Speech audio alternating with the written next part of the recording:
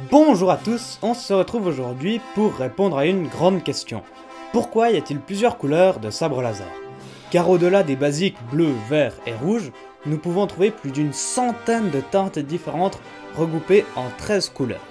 Rouge, orange, jaune, or, brun, violet, bleu, turquoise, argenté, blanc, noir, vert et vert clair, qui sont respectivement en version originale Blazing Red, Fire Orange, Acid Yellow, Gold, Brown Wood, Purple, Guardian Blue, Arctic Blue, Adagon Silver, White, Black, Green et Green Jade.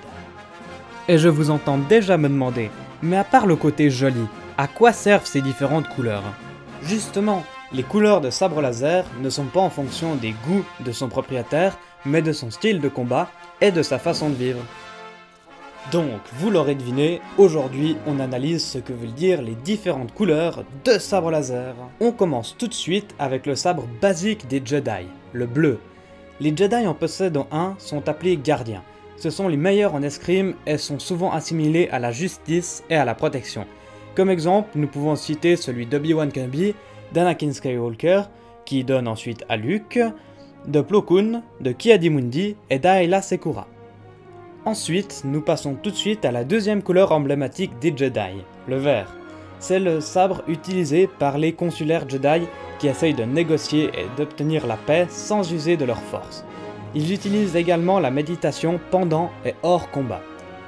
Ici, nous retrouvons Qui-Gon Jinn, Yoda, Kit Fisto, Luminara Unduli, Ahsoka Tano, Saesee Tiin, ainsi que Luke une fois qu'il s'est construit le sien. Attaquons-nous maintenant à la couleur de sabre principale du côté obscur, le rouge. Cette couleur est très particulière car ces cristaux ne sont pas naturels, ce sont des cristaux synthétiques. Ce sabre représente le mal. Je pense que ce n'est pas nécessaire de donner des exemples vu que 98% des sites en possèdent un, mais bon. Dark Vador, Dark Maul, Dark Sidious, Dark Talon, etc. etc. Mélange de bleu et de rouge, attardons-nous maintenant sur les sabres de couleur violet. Les personnes en possédant un savent tout autant utiliser le côté lumineux ainsi que le côté obscur.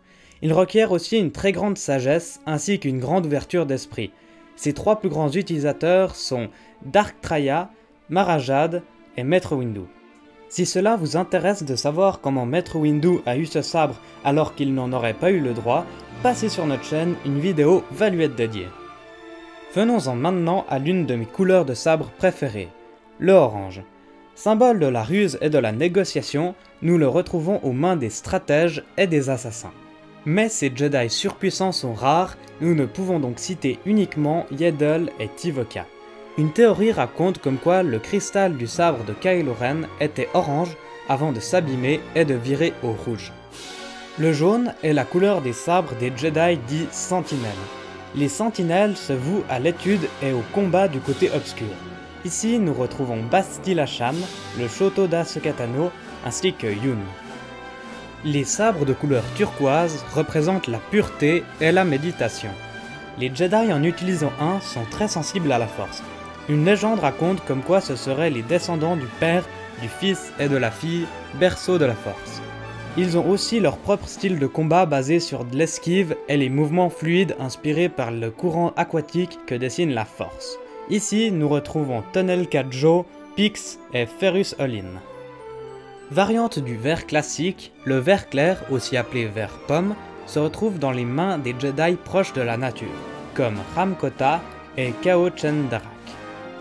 Les sabres bruns ou marrons représentent une très grande force physique et un style de combat basé sur de puissantes attaques déstabilisatrices.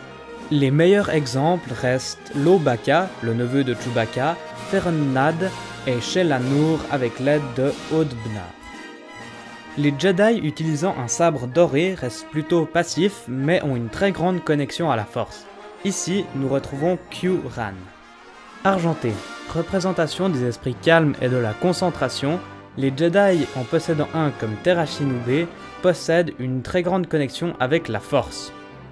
Avant-dernière couleur, les sabres blancs représentent l'obéissance à une grande cause. Les personnes en utilisant un sont vouées à la paix et à la justice. Ici, nous retrouvons les chevaliers impériaux et Ahsoka Tano dans la série Rebelle. Mais franchement, qui s'intéresse à Rebelle?